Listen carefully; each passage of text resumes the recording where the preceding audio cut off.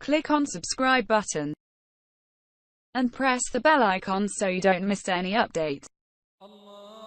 Al Noor channel presents. Please like, share and subscribe for more. अस्सलामु अलैकुम वरहमतुल्लाहि वबरकातुहू।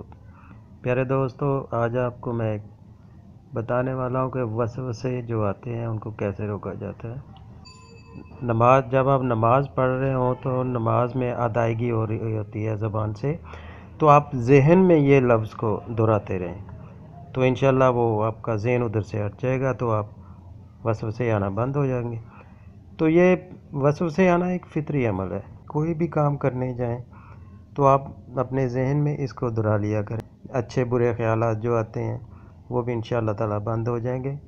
कोशिश करें, अल्लाह ताला मदद फरमाएगा, तो इंशाअल्लाह आपको इससे बहुत फ़ायदा होगा।